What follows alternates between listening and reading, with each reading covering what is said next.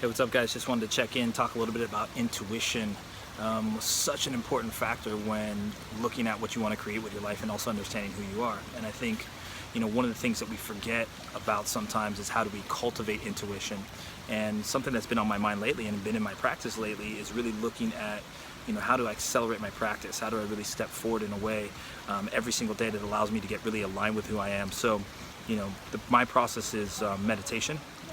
My process is journaling. My process is gratitude journal. When I say journaling, I mean an emotional journal to express how I feel and the things that are going on for me. When I talk about a gratitude journal, what I mean is looking at all the different things that I'm grateful for. I do different types of breathing techniques that just gets me into my body. And there's a lot of things that I do. I do some reading in the morning. I drink a certain amount of water every single day. But specifically right when I wake up, I drink a bunch of water. And I just get into a practice. And part of the reason why I do all those things is because it awakens something in me. And that something is a spirit in who I am. It shifts every single part of my day. And it shifts how I show up in the world and how I feel in the world. So the reason why I go back into intuition is because intuition is really derived from that. It derived from this sense of knowing and who you are. And I think something that was interesting for me as a young person is I had a really strong sense of intuition, but I didn't always trust it. There's lots of things that were always speaking to me and guiding me to do things, but I didn't always follow through on those things. And there's still parts of that today. And what my practice has been is to really answer that call. Really answer that call every single day, and to know that, in a lot of ways we are all being led and we're all being guided, and our intuition is that guiding force that leads us. And it's too often that our logical mind says, oh, well, that doesn't make any sense, or why should I do that, or fear comes in where we hold ourselves back and we decide not to do things that are instinctually for us to do. And I think, when I talk about all of who I am and all the things that I teach and all the things that I bring forward and the message that I really share with the world, in a nutshell, it's about that. It's about intuition.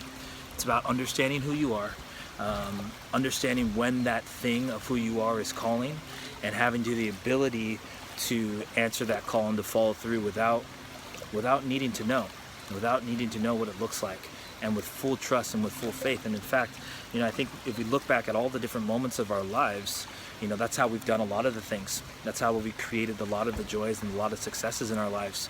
It reminds me of a quote by Steve Jobs, and I'm paraphrasing here, but basically what he talks about is the process of connecting the dots, and how, looking forward you can't connect dots, you can only connect them looking backwards. And so much of our life is like that, is that we want to connect the dots moving forward. And in fact, we create these plans, we create these visions, and if the dots don't connect logically, there's a lot of times that we don't take those actions. And I'm not saying to throw out logic, but I am saying to have an awareness and have an imbalance, and to give some of that logic, quote unquote logic, to God, or whatever you want to call it, to spirit, to faith, to the universe, to process, to trust, to know that there's a divine plan and there's more than just you and me. And there's always been more than just you and me. And I think, part of the reason why I post about spirituality, or part of the reason why I post about, energy or burning sage, is that there's a presence, there's an omnipresence in the world around us. And, part of my practice and part of my learning has been to listen to that presence and to trust in that presence. And, it brings me to places like this. Here I am in Bali, and, if you stop listening to my voice for a minute and just get present with what's really happening around me, then for me, that's where God lives. He lives, or she lives, in those subtleties. That's where the universe lives. That's where creation lives. And especially in a place like Bali, where that energy is so strong, but it's also just as strong in you. That same energy is the God that lives in you. And when the scriptures and the teachings talk about, God living in you, that's what they mean. They mean that force, that energy, that communication, that record of who we are and who we want to be, and the ability to trust in that. And not all of us do that. And I know that for some of us, we live in these Western worlds, and, we work a 9 to 5, and, we have this standard mode of living, and we've been conditioned to be these people who we think we are. And a big part of my teaching is that you're not who you think you are. You're not who you think you are. You're not who you've been conditioned to be. You're bigger than that. You are consciousness. You are God. You are creation. You are endless possibility. And the practice, your morning practice, whether that's meditation or journaling or your passion or your relationships or physical fitness, is part of the reason why that wakes you up, and part of the reason why that excites you is that because it gets you really close to that. So in speaking of intuition and in speaking about a lot of things, the invitation is just to listen and to trust and to move forward with such actions, to listen and to trust and to move forward with such action, and just be in the game of it all and be in the fun of it all and not needing to know. And it doesn't have to be with all things at first, not at first, but eventually, but start with the small things, start with the little things. What is one way that you can start to test your intuition? What is that moment where you're at the grocery store and you want to say something to somebody and you have a choice on whether you can or not? What if you just did?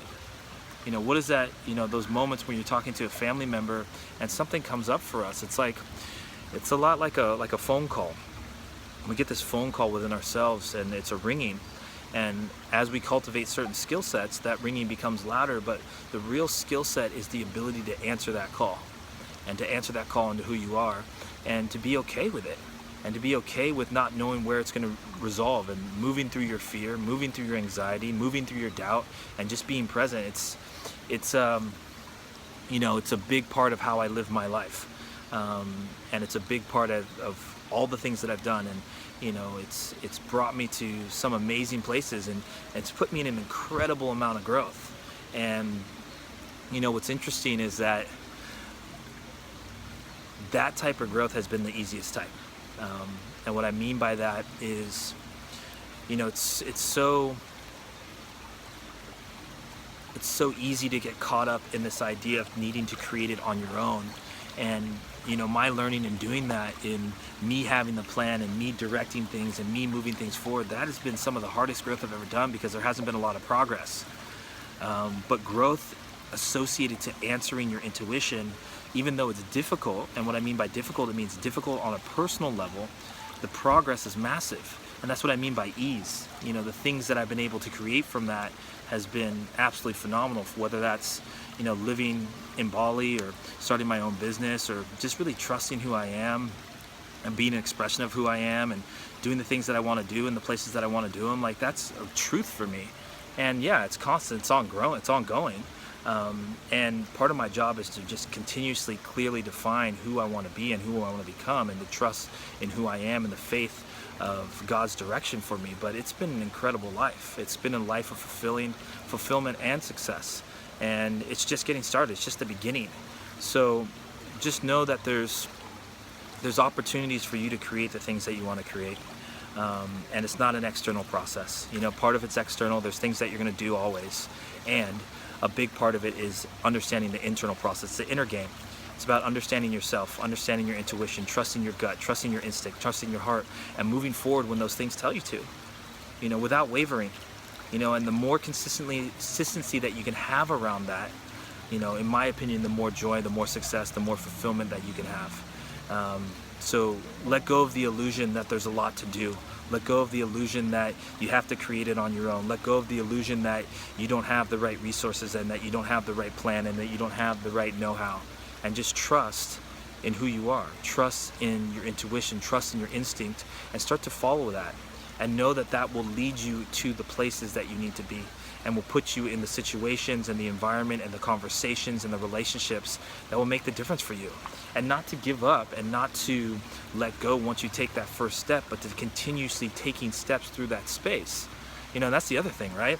Like, you take a couple steps, right? That's been part of the other learning for me. It's like, you have this practice, you have this level of intuition, you move forward in some ways, and then you get to a certain point and you let go of the practice that's gotten you there. So in a lot of ways you self-sabotage, because you say, oh, well, this is pretty good enough. And I think, a big part of that is understanding your standards, and how do I constantly raise my standards, and, not that it's not good enough, but, what is possible. Again, not that it's not good enough, but what is possible in my life. And when I really take it to the next level and I really look deep within myself, like, what do I really want to be creating? And constantly asking yourself that question of, who am I and what do I want? Who am I and what am I want? What am I here to do? How can I serve? How can I make a difference? How can I contribute? And I think, part of the genius of life and part of the joys in life is, where we put our attention is the things that we get. I mean, that's the law of attraction in simple terms.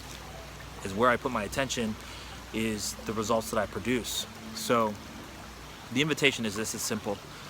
Get grounded, get into who you are, find a simple practice that gets you fired up for the day, gets you inspired today, gets you connected today, and to listen to your heart. Listen to your heart and to trust in that process, and to find some simple steps, some short little things that you can do this afternoon, this morning, this evening, that has you just answering the call of your intuition, and to follow that, and just to play the game and the joy of life of, what if all the things that I've learned my entire life about how I need to create my life and what I need to do in my life have been wrong, and what if all I needed to do was to trust and to move forward with that trust. So I wish you the best along that journey, and know that I'm here to support you. I'm here to support you. I'll continue to do posts. I'll continue to write messages because, part of my intuition, if I fully trust this, is for me to do this and to be this person who shares from my heart, shares from my message, and it's not my message. That's the other thing to understand. It's a message that comes through me, and it's a message that we all share. So happy to share that light with you guys. Love you guys. Wishing you the best from Bali. Peace.